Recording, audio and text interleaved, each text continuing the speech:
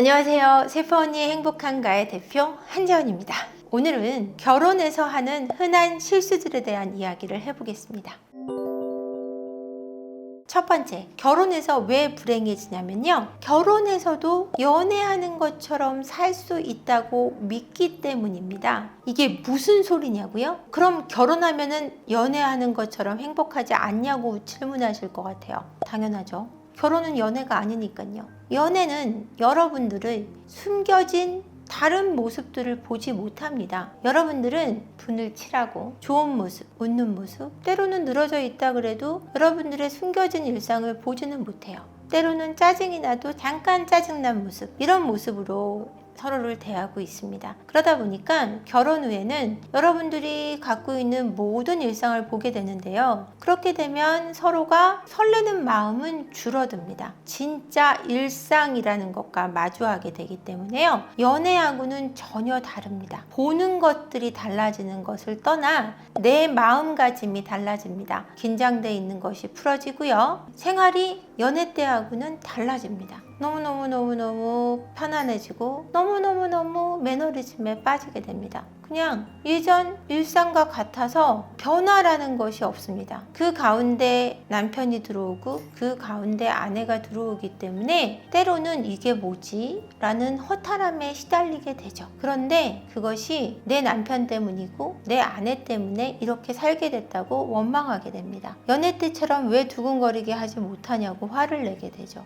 이런 마음 때문에 여러분들은 결혼을 무덤으로 만들게 됩니다. 두 번째, 항상 갑의 입장에서 살아가려고 하는 마음가짐을 갖고 살아가시는데요. 이것은 어떤 이유냐면 여성분들이 흔히 하는 실수입니다. 보통 연애 때는 남성분들이 여성분들에게 매달리는 연애를 많이 합니다. 이러다 보니 결혼 후에도 아내분들은 내가 우위에 있고 남편이 나를 더 사랑해야 되는 게 맞다고 생각합니다. 어느 때나 마찬가지로 우위에 서서 갑으로서 살아가려고 하는 태도를 보이고 성관계에 있어서 부부관계에 있어서 내가 해주는 입장이니 넌 나에게 끝없이 구애를 하렴 라는 태도로 행동하죠. 이럴 때 남성분들은 이제 시들해진 부부관계에서 짜증이 나기 시작합니다. 때로는 끝까지 갑의 태도로 도도하게 행동하는 아내에게 지루해지게 됩니다. 지루한 부부관계에서 벗어나고 싶어 하죠. 이럴 때 부부관계는 시들해지고 지루해지고 리스로 빠져들게 되는 겁니다.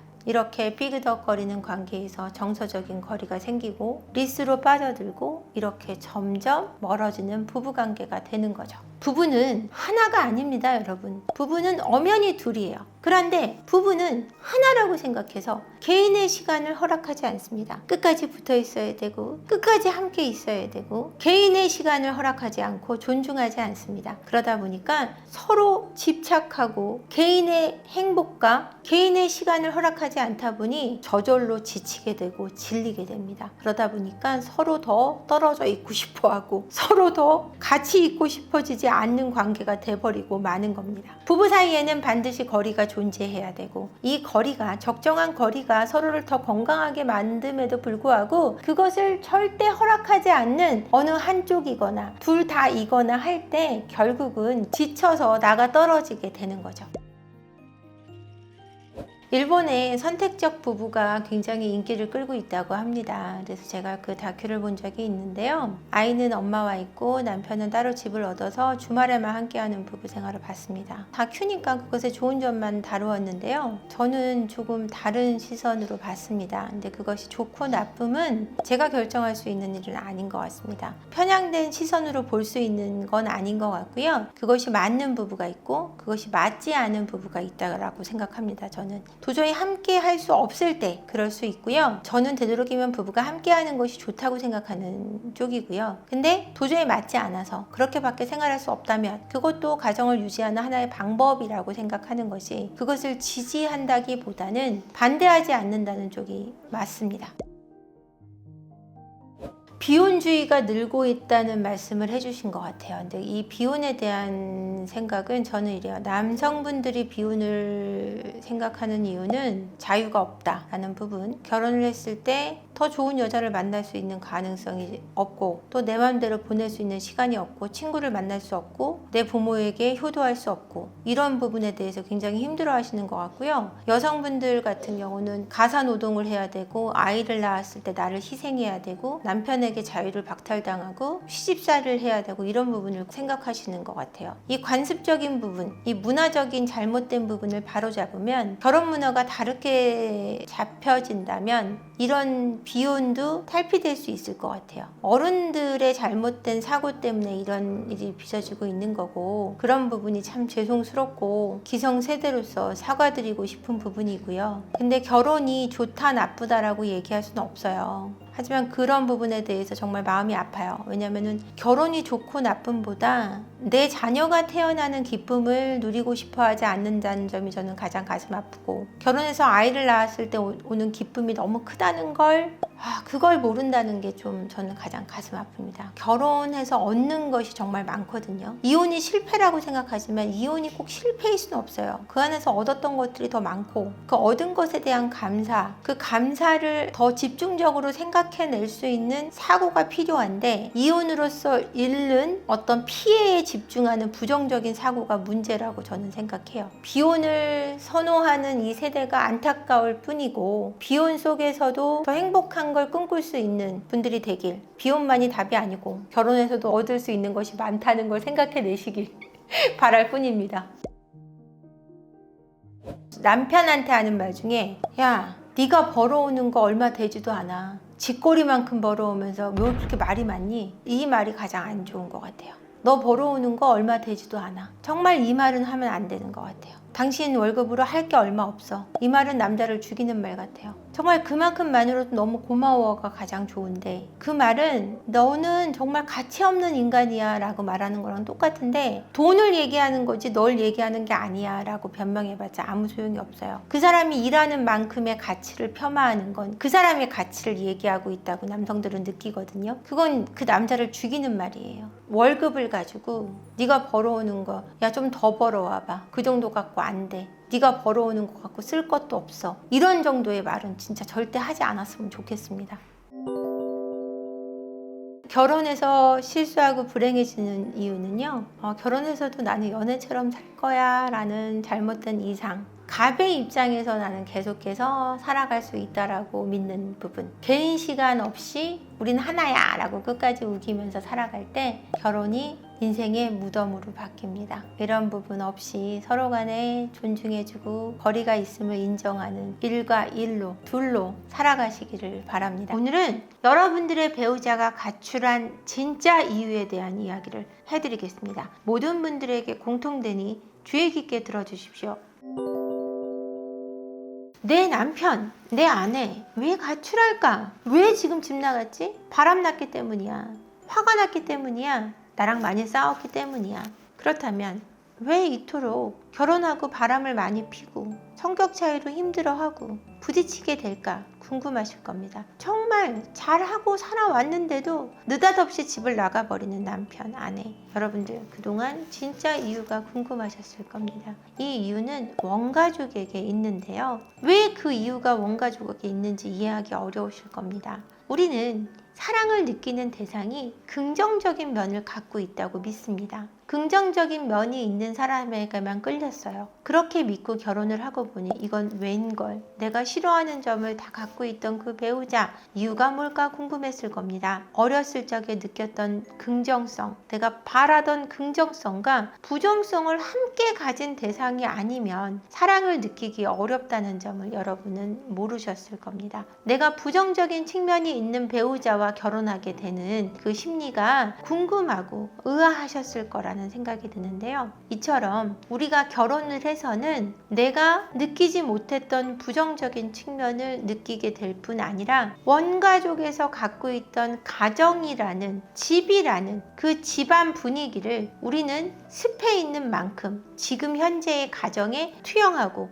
지금 현재의 가정에도 그 부정성을 가지고 있다고 느낄 수밖에 없습니다. 내가 살아온 내 가정이라는 곳, 그곳이 끝없이 외로웠다면 지금 살고 있는 있는 현재의 가정에서 외롭지 않게 해준다고 해서 외롭지 않은 것이 아니라 그 외로움은 내면의 내 것이기 때문에 지금 현재의 가정에서도 내가 그 외로움을 느끼고 있다고 착각한다라는 거죠. 이처럼 내적인 치료가 필요한 부분을 관계 속에서만 풀려고 하는 여러분들에게는 굉장히 힘든 숙제였을 수밖에 없습니다. 이러다 보니 배우자가 가출을 했을 때 내가 잘못한 게 아무것도 없다라고 얘기를 하면서도 끝없이 나에 대한 어떤 자책과 어떤 관계 속에 문제가 있었는지 풀어보려고 할 때 도저히 풀리지 않고 저 사람이 왜 그러는지 모르겠다는 얘기를 하게 되는 거죠. 이처럼 내가 자라온 가정 환경은 그게 치료가 되지 않는 이상은 현재의 가정을 끝까지 행복하게 여기기란 너무나 어려운 구조일 수밖에 없습니다. 배우자가 어린 시절에 너무 힘들고 어려운 가정 환경 속에 있었다면 심리치료를 반드시 권하고 전문적인 검사를 통해서 관계에 대한 어떤 문제를 떠나 그 사람 내면의 문제를 해결하기 위한 그런 방법을 강구하셔야 된다는 거죠. 가출을 한 지 얼마 안 됐다, 내 배우자가. 일단 어디 있는지 아는지가 궁금합니다. 어디 있는지 모른다면 어디 있는지 알기 위한 노력이 잠시는 필요하고요. 이 사람이 마음 먹고 숨어버린 거면 찾을 길이 없는데 나는 그냥 답답해서 나가 있을게 했을 때는 어디 있는지는 반드시 알아야 하고요. 연락이 되지 않을 때는 우선은 내가 지켜야 되는 사항들에 대한 내 아이, 가정, 지금 생활에 대해서 조금이라도 영향을 덜 받도록 나를 추스리는 것을 우선 권해드리고 싶습니다. 배우자의 접촉을 많이 하려고 노력하지 마세요. 지금 지나치게 연락을 해봤자 반감을 살 뿐 큰 호응을 얻을 수 없기 때문입니다. 집을 나갔을 때는 원가족하고 있었던 어떤 그런 많은 부정적인 영향을 이 가정에서도 받고 있다고 믿었기 때문에 나갔기 때문에 다시 돌아올 때까지 용기를 내기까지 시간이 필요하다는 점을 여러분 잊어서는 안 됩니다. 조금의 시간은 주되 어디 있는지 정도를 알아두는 정도가 가장 좋은 방법일 것 같습니다. 앞서 말씀드렸다시피 그들이 집을 나간 것은 관계 속에 있는 것이 아니라, 물론 아주 배제할 수 없는 사항들이 있을 수도 있겠죠. 이 사람이 밑도 끝도 없이 아무 잘못도 없는데 집을 나갔다면 배우자가, 이것은 그 배우자 개인의 내면의 문제라는 거죠. 그 안에서 오던 힘겨움이 지금의 결혼한 내 가정에도 있다고 믿게 되고 거기서 나오지 못하는 트라우마가 그 사람으로 하여금 이 집에서 나가는 것이 옳고 내가 여기서 탈출을 해야 그 지옥 같은 마음에서 벗어날 수 있다라고 믿는다라는 거죠. 이 점을 여러분이 절대 잊지 마시고, 배우자가 집을 아무 문제 없이 집을 나갔다면 외도와 원래 느꼈던 가정에 대한 문제 때문에 이 가정에 만족하지 못하고 외도를 했을 가능성 또는 깊은 우울증의 가능성을 염두에 두셔야 된다는 겁니다. 집을 지금 나가고 싶은 분들이 만약에 이걸 본다면 치료가 우선되어야 할 것 같습니다. 그래야 집을 나가시더라도 행복하실 수 있고요. 지금 느끼고 있는 이 부정적인 느낌이 지금 이 안에서 온 것이 아니라는 것을 기억해내야 됩니다. 내가 원래 가지고 있던 원가족에서 느끼던 갈등과 힘겨움이 여러분들을 찾아온 것 뿐이고 그 상황을 이겨내지 못하는 내 자신에게 있는 것이지 지금 내 가정 속에 문제가 있다라고 생각하셔서는 안 된다라는 거죠. 그 부분을 꼭 명심하시기를 바랍니다.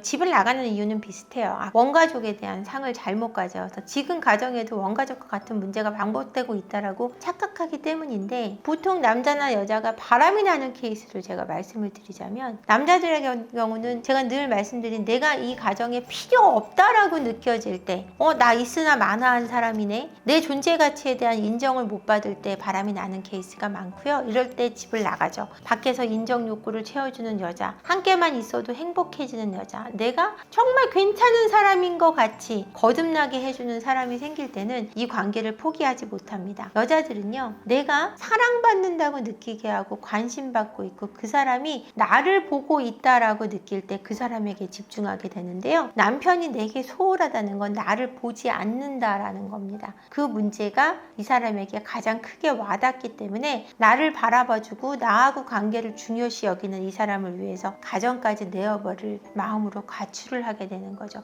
가출하는 케이스 중에 가장 많은 거는 원가족에서 느끼는 그 불편한 감정과 더불어서 외도의 케이스가 제일 많고요. 그 다음이 우울증으로 본인의 삶을 다 내려놓고 싶어하는 심정으로 집을 나가기도 한다라는 이 두 가지 이유가 가장 크다고 말씀드리고 싶습니다. 가출한 이유가 나한테 있다고 생각하고 계시고 관계 속에 있다고만 생각하지 마시고, 이것도 물론 배제할 수는 없지만 그 사람이 갖고 있던 원가족의 모습 속의 갈등을 지금 가정에 투영하고 있다는 사실 한 가지만 명확히 기억하시면 이 문제는 훨씬 손쉽게 풀릴 거라는 겁니다. 오늘은 여러분들이 궁금해하시는 정서적 외도에 대한 이야기를 나눠보겠습니다. 정서적 외도가 무엇인지 궁금하실 것 같아요. 보통 여성이 바람이 나면 정서적인 외도인 경우가 많고, 남성이 바람이 나면 육체적 외도를 많이 하게 된다라고 생각하시는 정의들이 있는데 꼭 그렇지만은 않다는 걸 먼저 말씀드리고 싶고요. 정서적 외도라는 것은 육체적인 관계를 가기 전 단계를 제가 말씀드리는 거예요. 정서적으로만 저 사람을 좋아한다거나 마음으로만 그 사람을 마음에 담고 있다거나 이런 것을 정서적인 외도라고 합니다. 탈무드에 보면 이런 내용이 남아 있어요. 어떤 남성이 라비에게 와서 얘기를 합니다. 내가 어떤 마을에 어떤 처자를 좋아하게 됐는데 꿈에 자꾸 그 여자와 관계를 하는 꿈을 꾼다라고 얘기를 해요. 그래서 내가 죄를 지은 기분이 드는데 어떻게 하면 좋냐라고 라비에게 상의를 하니까 라비가 그것은 죄일 수가 없다. 네가 행하지 않는 것에 대해서 꿈을 꾸는 것 뿐이지 그것을 진짜로 행동에 옮겼다면 그게 꿈으로 이렇게 많이 드러나지는 않을 거기 때문에 너의 마음적인 부분이 죄를 짓는다기보다 사랑하는 마음이 그런 꿈을 꾸게 하는 거기 때문에 너무 크게 죄책감을 느끼지 말라라고 얘기는 해요. 바람의 경우는 좀 다를 수 있겠죠. 왜냐하면 우리는 결혼을 했고, 결혼을 했을 때는 정조의 의무라는 것이 생기잖아요. 그 정조의 의무가 마음적인 부분을 크게 차지하고 있다는 걸 여러분도 부인할 수는 없을 거예요. 그러는 가운데 정서적 외도라는 것은 굉장히 큰 이슈일 수밖에 없어요. 여성들은 남편이 바람났을 때 당신이 그 여자랑 잤지만 사랑하지 않았으면 괜찮아, 마음을 준 게 아니니까 라고 상담에 오셔서 많이 얘기하시고, 남성분들은 잔 거, 육체적인 관계를 맺은 거에 상처를 많이 입으세요. 정서적인 외도는 여성들이 중요하게 여기고 남성들은 덜 중요하게 여긴다는 사실은 부인할 수는 없습니다. 하지만 남편분들도 아내분이 그 사람을 진심으로 사랑한 것 같다고 말하면서 가슴 아파하시기도 하세요. 상처를 입는 부분이 좀 크고 작음의 문제이지 그것을 중요시 여기지 않지는 않는다는 거죠. 정서적 외도라는 것은 육체적 외도가 있기 전, 육체적 외도를 하지 않고 마음으로, 머리로 그 사람에 대한 생각을 지을 수 없고 사랑하고, 이런 걸 정서적 외도라고 제가 일단 말씀드리고 싶어요.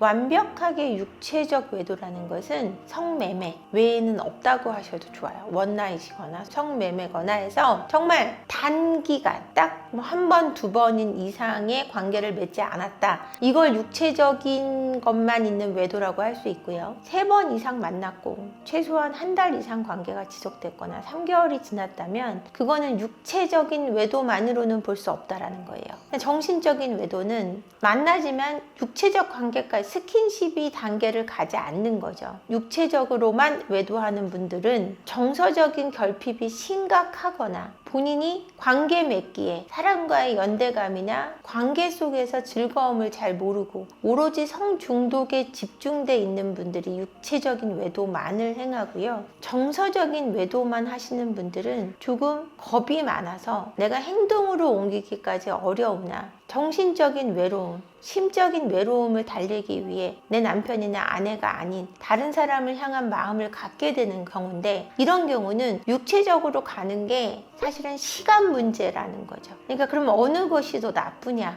이런 거는 얘기할 수 없을 것 같아요. 어떻게 관계 맺고 내 배우자에 대한 죄책감을 느끼냐, 거짓말이 아무렇지도 않냐, 괜찮냐의 의미를 봐야 될 것 같아요. 이런 외도라는 것은 성적인 문제이기보다는 정신적인 외도를 저희가 넣는 이유는 약속의 문제이기 때문에 그래요. 성의 이슈가 아니라 약속의 이슈로 볼 때 이 정서적인 외도가 훨씬 더 가정에 해를 끼칠 수 있다는 얘기를 저는 해드리고 싶어요. 정서적인 외도를 통해서 얻고자 하는 것은요, 내 마음의 외로움을 달래거나 아니면은 나를 인정해주는 누군가를 향한 마음이라고 할 수 있을 것 같아요. 전혀 그 사람과의 교류가 없는 가운데 혼자 좋아하는 거라면은 내 내적인 외로움을 해소하는 데 쓰는 거고요. 교류가 있는 가운데 있다면 육체적인 관계까지 나아가기 위한 시작이라고 할 수 있을 것 같습니다.